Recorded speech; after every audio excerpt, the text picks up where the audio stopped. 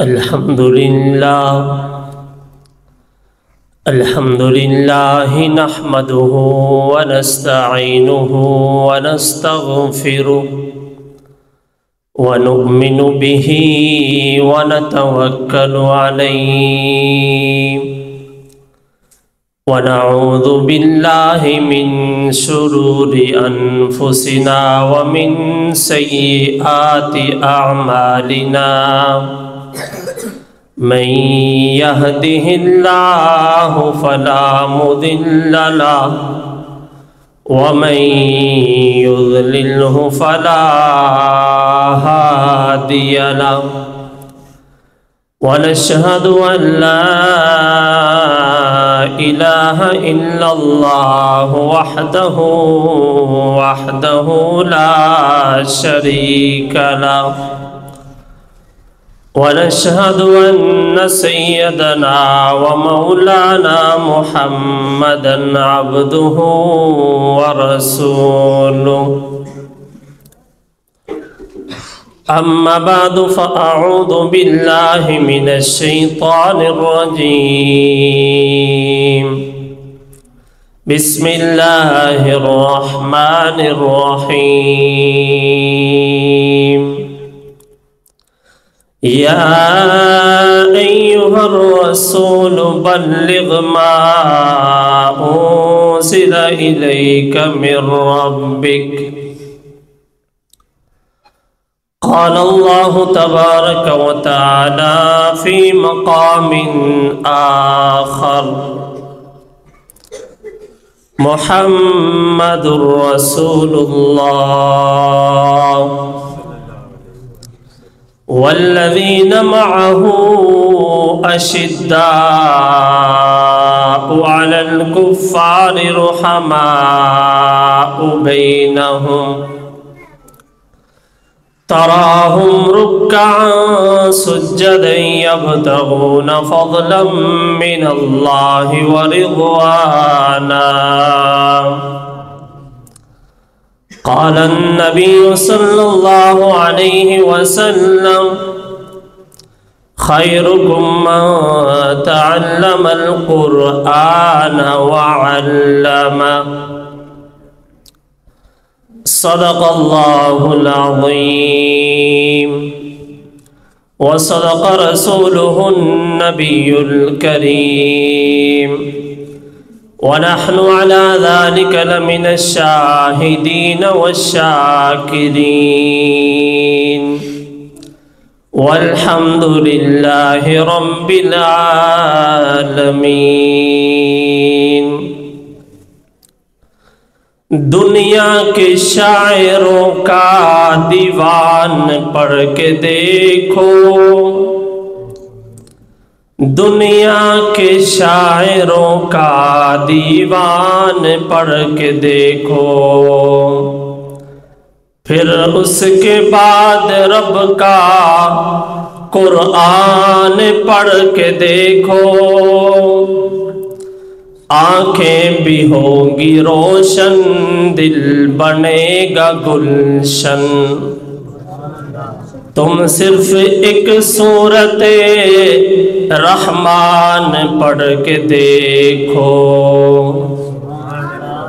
سلام اس پر کہ جس نے بے کسوں کی دستگیری کی سلام اس پر کہ جس نے بادشاہی میں فقیری کی سلام اس پر کہ جس کے گھر میں چاندی تھی نہ سونا تھا سلام اس پر کہ ٹوٹا بوریا جس کا بچھونا تھا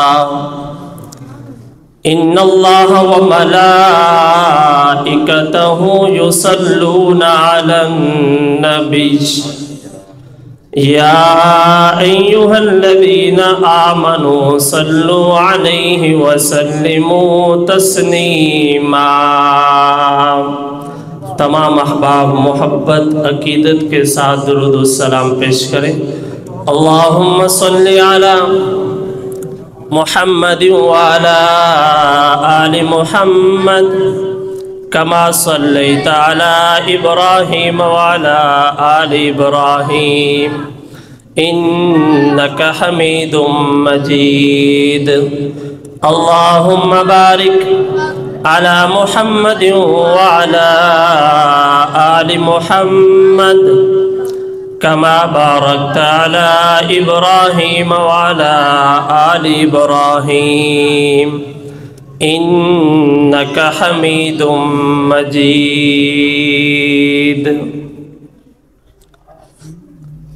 میرے واجب الاحترام محترم سامعین مکرم، آج اللہ تبارک و تعالی کا فضل عظیم ہے کہ جس نے ہمیں اپنے گھر کے اندر جمع ہونے کی توفیق عطا فرمائی۔ جیسے یہ رات عظمت والی ہے، ویسے ہی آپ کا اللہ کے گھر میں آ جانا یہ بھی عظمت سے خالی نہیں ہے۔ سامعین مکرم، آج کا یہ پروگرام قرآن کریم کی تکمیل کا پروگرام ہے، اور اس کے ساتھ ساتھ ان طلباء کرام کی دستار بندی کا پروگرام ہے کہ جنہوں نے اس مسجد میں قرآن کریم کی تکمیل کی۔ سب سے پہلے میں ان حافظ صاحب کو مبارکباد پیش کروں گا کہ جنہوں نے مصلی رسول پر کھڑے ہو کر الحمد کی الف سے لے کر والناس کے سین تک، اور پھر الف لام میم کا پہلا رکوع آپ حضرات کے سامنے سنایا، اور آپ احباب بھی مبارکباد کے مستحق ہیں کہ آپ نے قرآن کریم کی سماعت کی۔ یقیناً دنیا میں بہت سارے مواقع ایسے ہوتے ہیں کہ جن مواقع پر ہم ایک دوسرے کو مبارکباد پیش کرتے ہیں۔ بہت سارے موقع ایسے ہوتے ہیں دنیا میں، آپ دیکھتے ہیں کبھی کسی کی شادی ہے تو ہم مبارکباد پیش کرتے ہیں، کسی کے ہاں بچہ پیدا ہوتا ہے تو ہم مبارکباد پیش کرتے ہیں، کسی کے ہاں بچہ اگر سکول میں یا کسی بھی ادارے میں پوزیشن حاصل کرتا ہے تو ہم مبارکباد پیش کرتے ہیں، کوئی شخص دکان کا آغاز کرتا ہے تو مبارکباد ہم پیش کرتے ہیں۔ اسی طرح بہت سارے ایسے دیگر مواقع ہیں کہ جن پر ہم دوسروں کو مبارکباد پیش کرتے ہیں، لیکن میں قربان جاؤں ایک حافظ قرآن کی تکمیل کا موقع کہ جس موقع پر وہ رب کا قرآن مکمل کرتا ہے تو ہم تو صرف اس کو مبارکباد پیش کرتے ہیں۔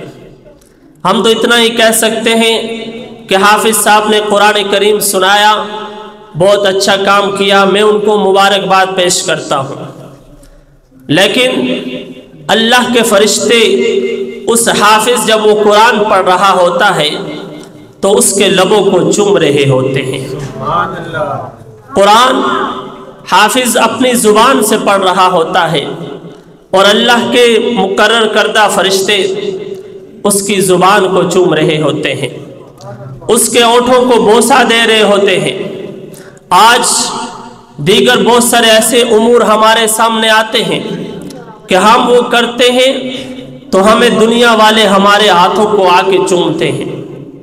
بہت سارے ایسے مواقع آپ نے دیکھے ہوں گے، لیکن یہ قرآن کریم پڑھنے والا ایسا عظیم شخص ہے کہ جب یہ اللہ کا قرآن پڑھتا ہے تو اس کے ہونٹوں کا بوسہ اللہ کے فرشتے لیتے ہیں۔ کون لیتے ہیں جناب؟ اللہ کے فرشتے۔ تو میں عرض کر رہا تھا کہ ہم بہت سارے مواقع پر مبارکباد پیش کرتے ہیں، لیکن یہ ایک ایسا موقع ہے کہ جس کے اوپر صرف انسان ہی نہیں، اللہ کے فرشتے بھی خوش ہوتے ہیں، اور صرف اللہ کے فرشتے بھی نہیں، اللہ تعالیٰ خود بھی خوش ہوتا ہے کہ میرے بندے میرا قرآن پڑھ رہے ہیں، میری کتاب کو کتنے خوبصورت انداز سے پڑھ رہے ہیں۔ سامعین مکرم، آپ احباب کے سامنے مختصر گفتگو کرتا ہوں، حضرت تشریف لائے ہیں، وہ بھی اپنی گفتگو فرمائیں گے۔ سامعین مکرم، دنیا میں کوئی بھی چیز ہے اس کا کوئی حق ہوتا ہے، یہ بات آپ مجھ سے زیادہ جانتے ہیں۔ کوئی بھی چیز ہے اس کا ایک حق ہے۔ مسجد ہے تو مسجد کا ایک حق ہے۔ آج آپ مسجد میں بیٹھے ہیں تو مسجد کے حقوق کا خیال کر کے بیٹھیں گے۔ یہ نہیں ہے کہ جیسے آئے منہ اٹھایا مسجد میں آگے، نہ کوئی پتہ آنے کا نہ پتہ جانے کا۔ تو مسجد میں مسجد کا بھی ایک حق ہے۔ دنیا کی کوئی بھی چیز ہے اس کا ایک حق ہے۔ تو میرا عرض کرنے کا مقصد یہ ہے کہ قرآن کریم یہ اللہ کی کتاب ہے، اس کا بھی ایک حق ہے۔ تو قرآن کریم کے کیا حقوق ہیں، یہ بہت اہم باتیں ہیں، آپ احباب کے نظر کرتا ہوں۔ آج ہم قرآن کریم کی عظمت بیان بھی کرتے ہیں، سنتے بھی ہیں بڑے زور و شور سے، لیکن افسوس کی بات یہ ہے کہ بات جب عمل کی طرف جاتی ہے تو پھر ہم تھوڑا سا پیچھے ہٹ جاتے ہیں۔ تو بات میں عرض کر رہا ہوں قرآن کریم کے حقوق۔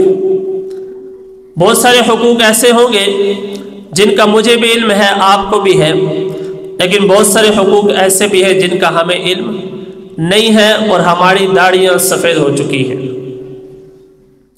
تو سامعین مکرم، قرآن کریم کا جو پہلا حق ہے وہ یہ ہے کہ قرآن کریم پر ایمان لایا جائے۔ الحمدللہ ہم سب مسلمان ہیں، ہم نے قرآن کریم پر ایمان لائے، سب کہہ دے الحمدللہ۔ ہم نے قرآن پر ایمان لایا ہے۔ قرآن کریم پر ایمان لانا جس طرح اللہ کے رسول نے بتایا ہے ویسے لانا یہ ہمارے لیے ضروری ہے۔ جن چیزوں کا قرآن میں حکم ہے کرو ان کو کرنا، اور جن کے بارے میں قرآن کہتا ہے رک جاؤ ان سے رک جانا، یہ قرآن پر ایمان لانا ہے۔ تو یہ قرآن کا پہلا حق کہ قرآن پر اہل قرآن ایمان لائیں، کہ ہم قرآن پر ایمان رکھتے ہیں۔ آپ سب احباب ایمان رکھتے ہیں، لیکن ایمان کیسے رکھنا ہے یہ ایک اہم بات ہے۔ ایمان تو رکھتے ہیں لیکن ایمان کیسے رکھنا ہے؟ مسجد میں تو بیٹھے ہیں لیکن کیسے بیٹھنا ہے؟ باتیں دو ہیں، ایک تو ہم بیٹھے ہیں نا، اور ایک کیسے بیٹھنا ہے۔ اب کیسے بیٹھنا ہے یہ کون بتائے گا؟ یہ وہی بتائیں گے کہ جو رسول اللہ کے سامنے مسجد میں بیٹھتے تھے، وہ ہمیں بتائیں گے کہ ہم مسجد میں کیسے بیٹھتے تھے، اور رسول اللہ نے ہمارے اوپر نکیر نہیں کی اور ہمیں دیکھ کے رسول اللہ خوش ہو گئے۔ تو ہمیں وہی لوگ بتائیں گے کہ قرآن پر ایمان کیسے لانا ہے، کہ ہم نے ایمان لایا تو اللہ نے ہمیں کہا اولئک هم الفائزون اولئک هم الراشدون، کیونکہ ہم نے قرآن پر ایمان لایا تھا۔ تو قرآن پر پہلا حق قرآن کریم کا یہ ہے کہ قرآن پر ایمان لایا جائے۔ یہ اللہ کی کتاب ہے اور اس کا حکم ہمیں اللہ تعالیٰ خود قرآن میں دیتا ہے کہ تم قرآن پر ایمان لاؤ۔ دوسرا حق قرآن کریم کا یہ ہے کہ قرآن کریم کی تلاوت کی جائے صحت لفظی کے ساتھ، صحیح الفاظ کے ساتھ قرآن کریم کی تلاوت کی جائے۔ آج ہم قرآن کریم کی تلاوت کرتے ہیں لیکن اس تلاوت میں الفاظ کا خیال نہیں رکھا جاتا، ان پڑھنے کے اندر اس چیز کا خیال نہیں رکھا جاتا کہ قرآن کریم کے جو الفاظ ہیں وہ الفاظ صحیح پڑھے جا رہے ہیں یا نہیں پڑھے جا رہے ہیں۔ یہ بہت اہم بات ہے۔ ہم تراویح پڑھ لیتے ہیں، 20 رکعت تراویح ہم نے پڑھ لی، 20 رکعت پوری ہوئی، ہم نے گھر میں جا کے آرام سے سو گئے کہ ہم نے 20 رکعت تراویح پڑھ لی ہے۔ ہمیں نہیں پتا حافظ صاحب نے قرآن میں کیا پڑھا ہے، نہ الفاظ کی سمجھ میں آتی ہے، نہ پتہ چلتا ہے کہ کیا پڑھا جا رہا ہے۔ سامعین مکرم، بہت اہم بات ہے کہ قرآن کریم کو درست الفاظ کے ساتھ پڑھنا، صحیح الفاظ کے ساتھ پڑھنا بہت اہم بات بتا رہا ہوں، یہ ایک قرآن پڑھنے والے کے لیے فرض ہے۔ کیا ہے جی؟ قرآن کو صحیح پڑھنا کیا ہے؟ فرض ہے۔ قرآن کو تجوید کے ساتھ پڑھنا کیا ہے؟ فرض ہے۔ فرض آپ جانتے ہیں کسے کہتے ہیں؟ کہ جب تک اس کام کو نہ کیا جائے انسان گناہگار ہو جاتا ہے۔ نماز فرض ہے، جو نہیں پڑھے گا کیا ہوگا؟ جی بولیے گا، کیا ہوگا؟ گناہگار ہوگا۔ کیوں گناہگار ہوگا جی؟ کہ اس نے نماز نہیں پڑھی، پڑھنی اس کے اوپر کیا تھی؟ فرض تھی۔ قرآن کا پڑھنا نماز کے اندر فرض ہے۔ کیا ہے جی؟ فرض ہے۔ اتنا قرآن کا سیکھنا جس سے نماز درست ہو جائے، اس کا سیکھنا بھی کیا ہے جی؟ فرض ہے۔ ہم نے قرآن کو نہیں سیکھا، ہم اسی طرح نماز پڑھ رہے ہیں، قرآن ہمارا صحیح نہیں ہے۔ سورۃ فاتحہ ہم پڑھتے ہیں الحمدللہ کو الحمدللہ، نماز ہو جائے گی؟ آپ بتائیں جی، عام لوگ بتائیں، علماء کرام کے علاوہ۔ قرآن کریم کی پہلی سورۃ فاتحہ ہر نماز میں پڑھی جاتی ہے۔ ایک شخص پڑھتا ہے الحمدللہ، نماز ہو جائے گی؟ بتائیں جی، ہو جائے گی نماز؟ کیوں نہیں ہوگی؟ اس نے قرآن کو کیا کیا ہے؟ غلط پڑھا ہے۔ جب ایک انسان کو لفظ الحمد ہی نہیں آتا تو ساری زندگی کی نمازیں کہاں جائیں گی؟ آپ بتائیں۔ یہ بہت پتے کی بات ہے۔ آج ہم لوگ کہتے ہیں یہ صرف علماء کا کام ہے قرآن کو صحیح کر کے پڑھنا، ہم تو صرف نمازیں پڑھ کے ان کے پیچھے کھڑے ہو جاتے ہیں۔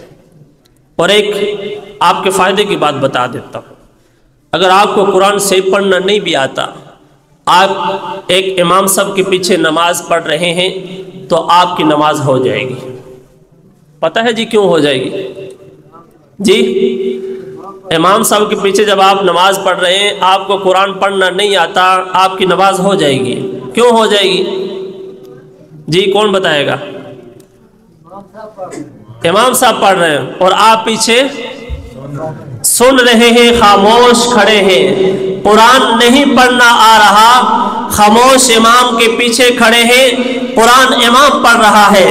اللہ نے آپ کو سہولت دی ہے، مسجد میں جاؤ گے، امام کے پیچھے کھڑے ہوگے، نماز پڑھو گے، قرآن نہیں پڑھنا آتا پھر بھی نماز ہو جائے گی۔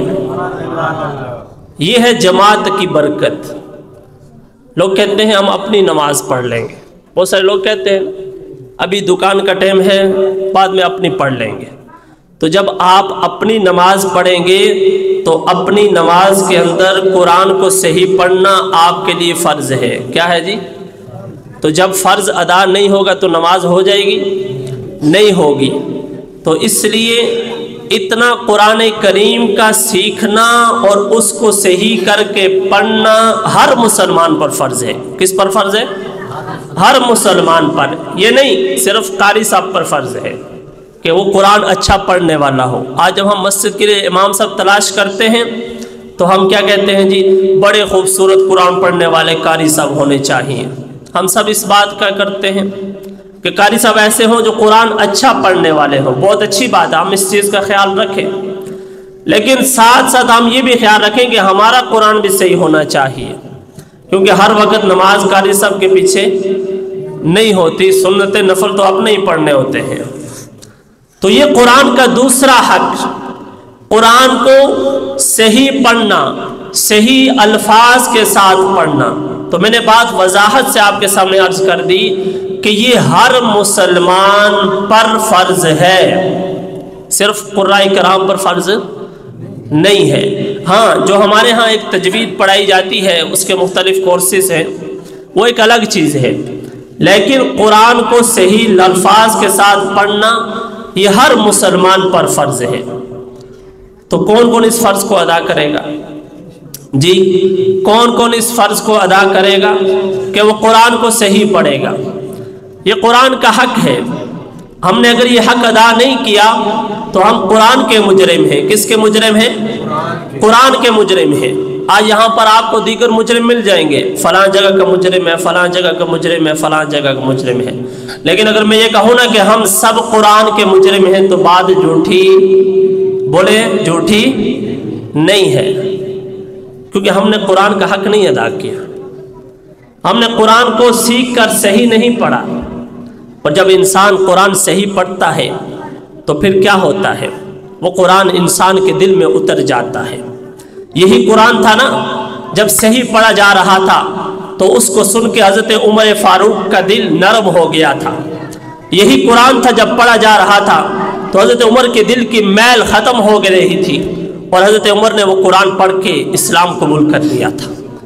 قرآن تو یہی تھا جو آج قاری صاحب نے مصلی پہ کھڑے ہو کے پڑھا ہے، لیکن اس وقت جب حضرت عمر کی بہن نے پڑھا تھا تو حضرت عمر کی بہن نے جب پڑھا تو حضرت عمر کا دل صاف ہو گیا، انہوں نے اسلام قبول کیا۔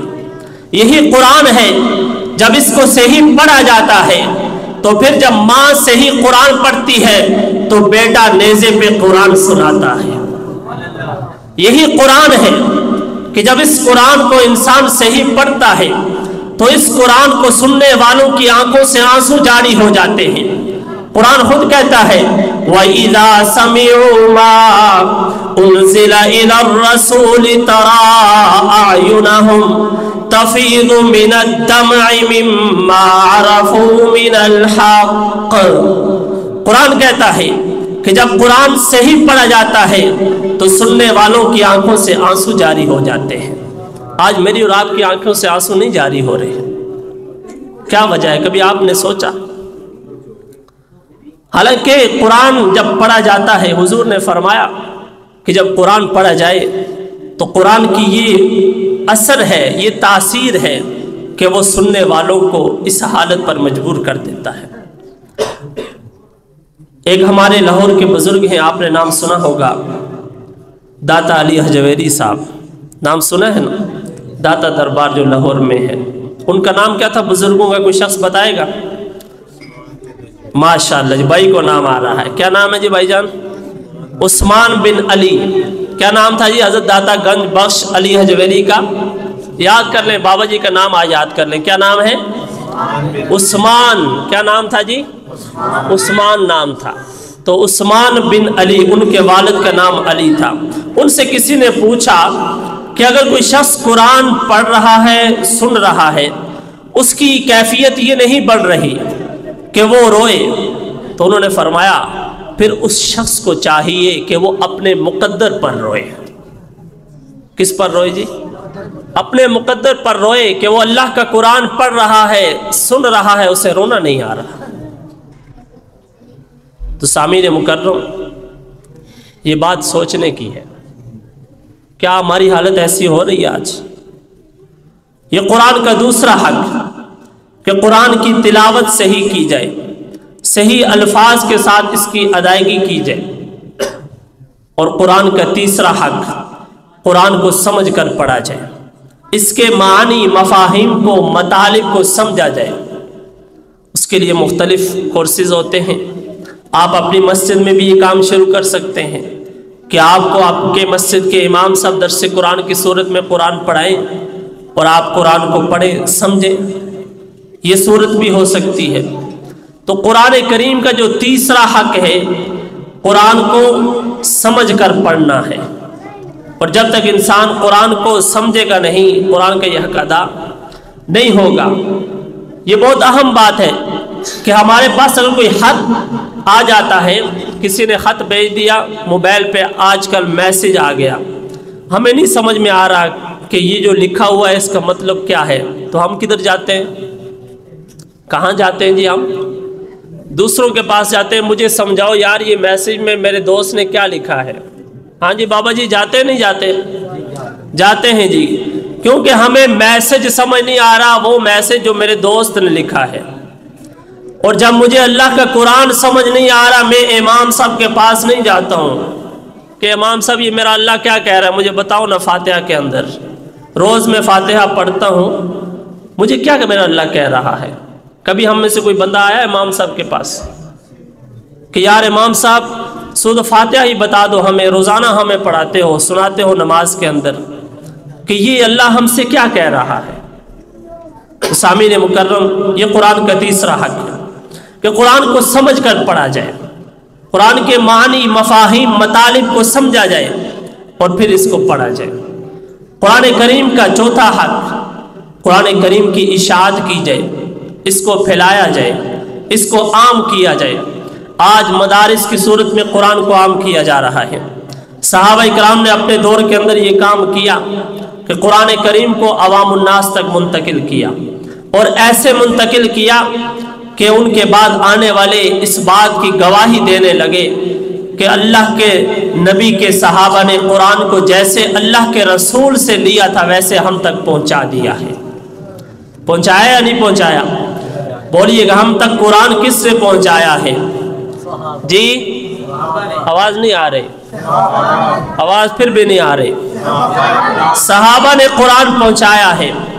ہمارا صحابہ اکرام کے ایمان پر یہ ہمارا یقین ہے کہ جیسے ہم تک قرآن انہوں نے صحیح پہنچایا، دین کے باقی جزیات بھی ہم تک صحیح پہنچائی ہے، اور پہنچانے والے اللہ کے نبی کے صحابہ ہیں کہ جنہوں نے بغیر کسی خوف و خطر کے، بغیر کسی لالچ میں آئے ہوئے اللہ کے قرآن کو اپنے سینوں میں محفوظ کیا، اپنے ہاتھوں کے ذریعے سے محفوظ کیا، اور آج ہمیں جو قاری قرآن مصلی پہ کھڑا ہو کے سناتا ہے اللہ کا قرآن، تو میں یہ بات کہنے پہ مجبور ہو جاتا ہوں کہ یہ وہی قرآن ہے جو میرے اللہ نے نازل کیا ہے، یہ وہی قرآن ہے جو جبریل امین لے کر آئے تھے، یہ وہی قرآن ہے جو رسول عربی کے سینہ اطہر پر نازل ہوا تھا، یہ وہی قرآن ہے جو عائشہ صدیقہ کے بستر پہ نازل ہوتا تھا، یہ وہی قرآن ہے کہ جب نازل ہوتا تھا تو ابو بکر صدیق بھی دیکھتے تھے، یہ وہی قرآن ہے کہ جب نازل ہوتا تھا عمر فاروق بھی دیکھتے تھے، یہ وہی قرآن ہے کہ جب نازل ہوتا تھا عثمان غنی بھی دیکھتے تھے، یہ وہی قرآن ہے کہ جب نازل ہوتا تھا تو علی شیر خدا بھی دیکھتے تھے، یہ وہی قرآن ہے کہ جب نازل ہوتا تھا تو حسن و حسین میرے نبی کے سامنے کھیل رہے ہوتے تھے، یہ وہی قرآن ہے کہ جب نازل ہوتا تھا تو حضور نبی کریم صحابہ کے جرمٹ میں بیٹھے ہوتے تھے۔ یہ بات میں آج بباغ دہل کہہ سکتا ہوں کہ یہ وہی اللہ کا قرآن ہے جو آج میرے قاری صاحب نے مصلی رسول پہ کھڑے ہو کے سنایا ہے۔ کہہ سکتے ہیں یا نہیں کہہ سکتے؟ یقین کے ساتھ کہہ سکتے ہیں، یہ ہمارا ایمان ہے اور اس میں ہمیں کوئی شک نہیں ہے۔ دنیا تاریخ کے جتنے حوالے پیش کر دیں، ہم تاریخ کے سارے حوالے ردی کی ٹوکری میں ڈالنے کے لیے تیار ہیں، کیونکہ دوسری طرف اللہ کا قرآن ہمیں بتا رہا ہے کہ یہ قرآن بھی ٹھیک ہے، اور جن لوگوں نے تم تک قرآن پہنچایا وہ لوگ بھی ٹھیک تھے۔ یہ کون کہہ رہا ہے؟ اللہ کا قرآن کہہ رہا ہے۔ سامعین مکرم، احباب تشریف فرما ہیں، وہ آپ کے سامنے مزید گفتگو فرمائیں گے۔ میں نے آپ کے سامنے صرف قرآن کے حقوق کا تذکرہ کیا ہے، ایک دفعہ آپ میرے ساتھ مل کے دہرائیں کہ قرآن کے کیا حقوق ہیں۔ سب سے پہلا حق کون سا ہے جی؟ پہلا حق قرآن کا کون سا ہے؟ آواز نہیں آ رہی جی۔ پہلا حق قرآن کا کیا ہے؟ نا کون بتائے گا جی پہلا حق قرآن کا کون سا ہے؟ ایک بندہ بتا دے جو بھی جی۔ پہلا حق قرآن کا کون سا ہے جی؟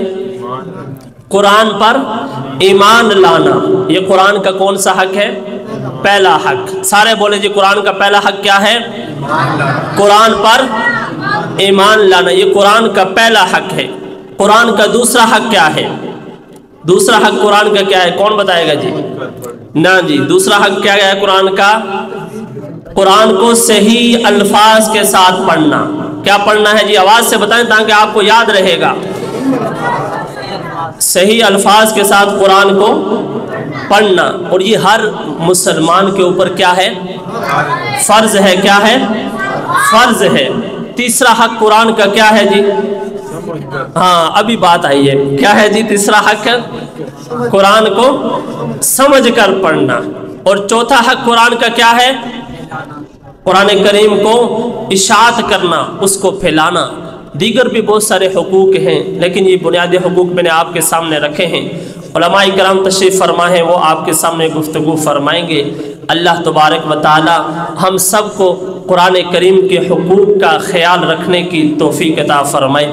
وآخر دعوانا ان الحمد للہ رب العالمین۔